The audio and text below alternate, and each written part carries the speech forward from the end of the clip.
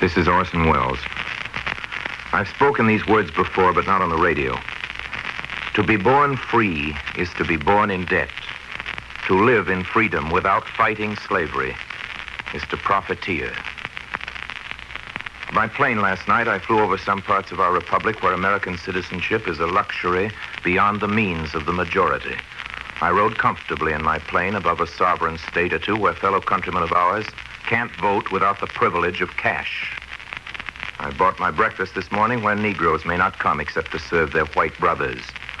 And there I overheard a member of some master race or other tell those who listened that something must be done to suppress the Jews. I have met Southerners who expect and fear a Negro insurrection. I see no purpose in withholding this from general discussion. There may be those within that outcast 10% of the American people who someday will strike back at their oppressors. But to put down that mob, a mob would rise. I'd like to ask, please, who will put down that mob? The scaly dinosaurs of reaction, if indeed they notice what I'm speaking here, will say in their newspapers that I'm a communist. Communists know otherwise. I'm an overpaid movie producer with pleasant reasons to rejoice, and I do, in the wholesome practicability of the profit system. But surely my right to having more than enough is canceled if I don't use that more to help those who have less. My subject today is the question of moral indebtedness. So I'd like to acknowledge here the debt that goes with ownership. I believe, and this has very much to do with my own notion of freedom, I believe I owe the very profit I make to the people I make it from. If this is radicalism, it comes automatically to most of us in show business, it being generally agreed that any public man owes his position to the public. That's what I mean when I say I'm your obedient servant. It's a debt payable in service and the highest efforts of the debtor. The extension of this moral argument insists that no man owns anything outright since he owns it rent-free. A wedding never bought a wife, and the devotion of his child is no man's for the mere begetting. We must each day earn what we own. A healthy man owes to the sick all that he can do for them. An educated man owes to the ignorant all that he can do for them.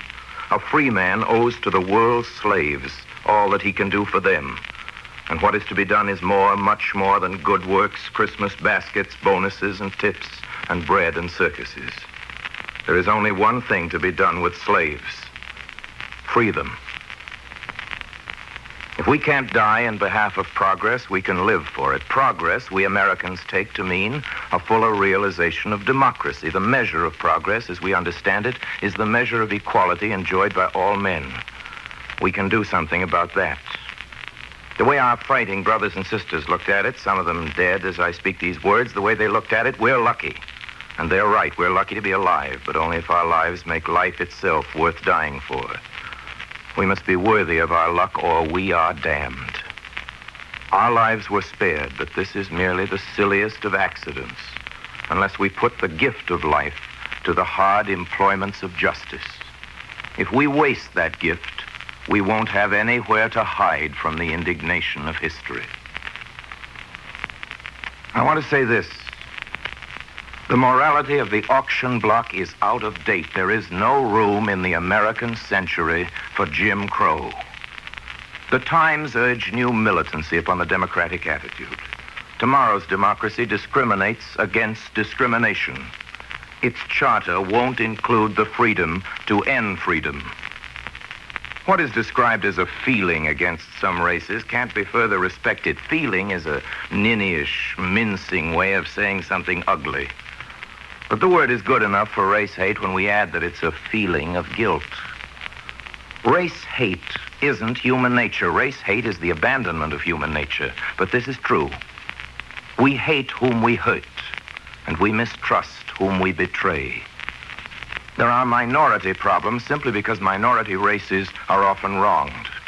Race hate, distilled from the suspicions of ignorance, takes its welcome from the impotent and the godless, comforting these with hellish parodies of what they've lost.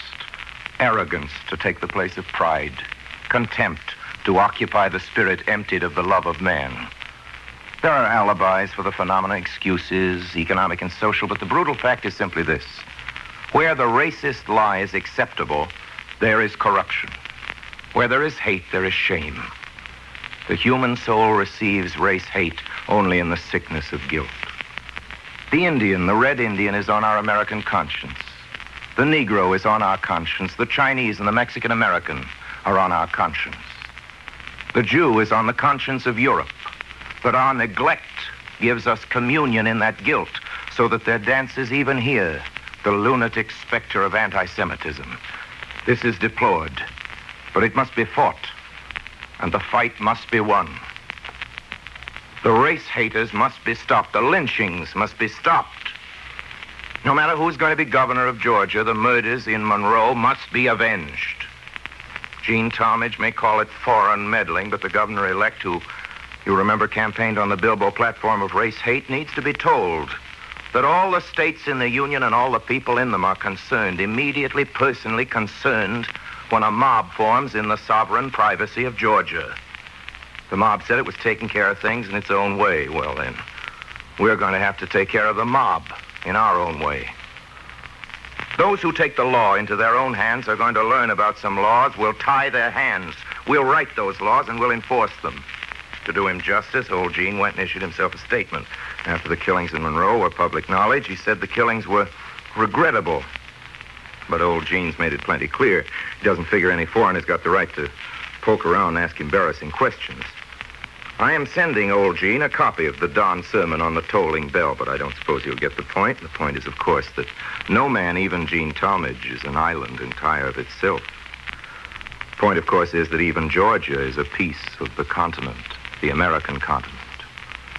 And if a clod be washed away by the sea, or if a colored man and his wife are murdered on a dusty country road, America is the less.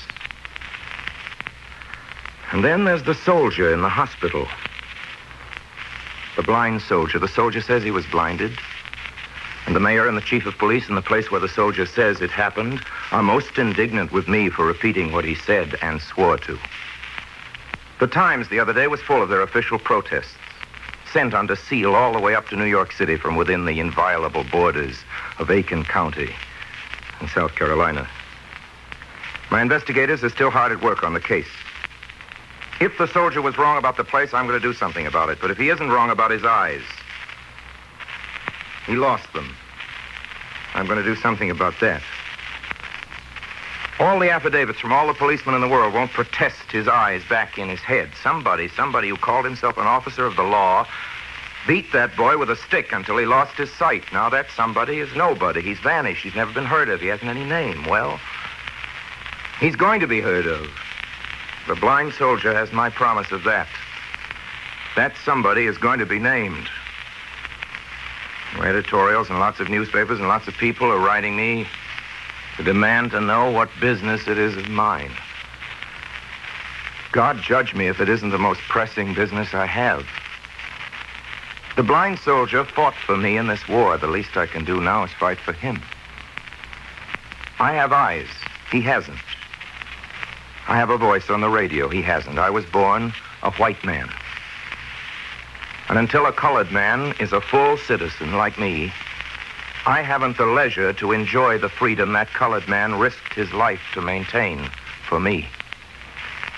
I don't own what I have until he owns an equal share of it. Until somebody beats me and blinds me, I am in his debt. And so I come to this microphone not as a radio dramatist, although it pays better, not as a commentator, although it's safer to be simply that. I come in that boy's name and in the name of all who in this land of ours have no voice of their own. I come with a call for action. This is a time for it. I call for action against the cause of riots.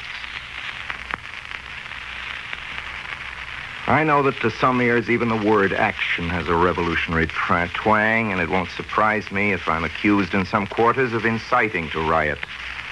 Well, I'm very interested in riots. I'm very interested in avoiding them. And so I call for action against the cause of riots. Law is the best action, the most decisive. I call for laws, then, prohibiting what moral judgment already counts as lawlessness. American law forbids a man the right to take away another's right. It must be law that groups of men can't use the machinery of our republic to limit the rights of other groups, that the vote, for instance, can't be used to take away the vote. It's in the people's power to see to it that what makes lynchings and starts wars is dealt with not by well-wishers, but by policemen. And I mean good policemen.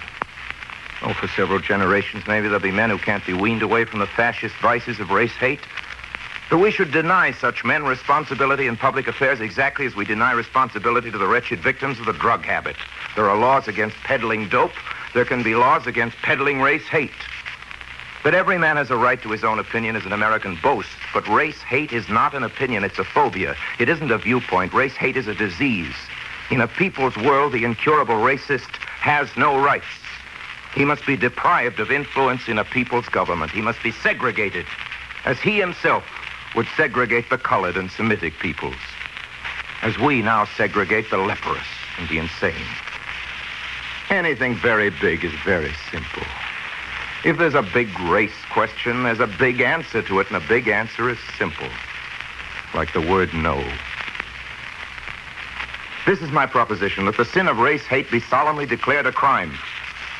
What makes this difficult is the conservative fear of raising issues.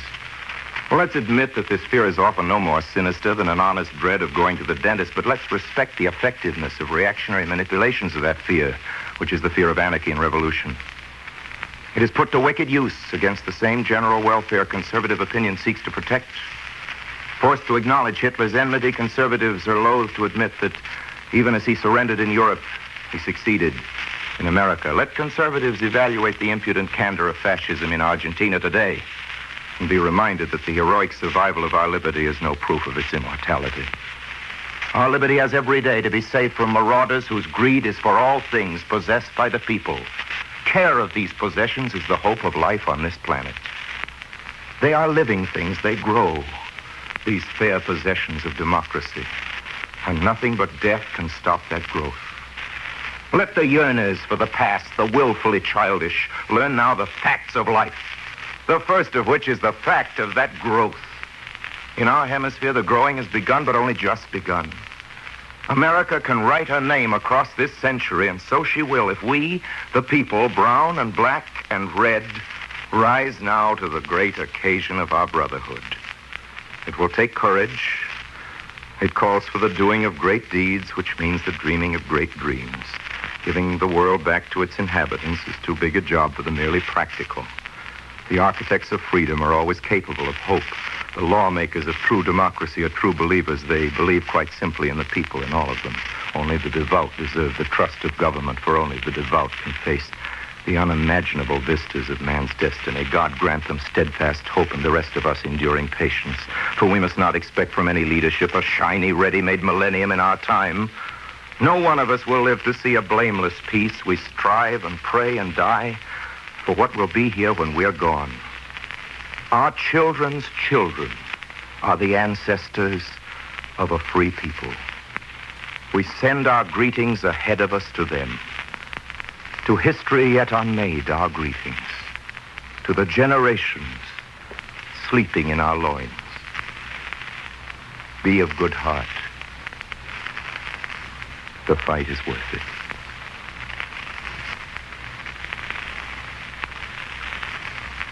That just about means that my time is up. When my time's up, it's time for me to say goodbye and to invite you, please, to join me at the same time, at the same station, next week. Until then, thanking you for your attention. I remain, as always, obediently yours.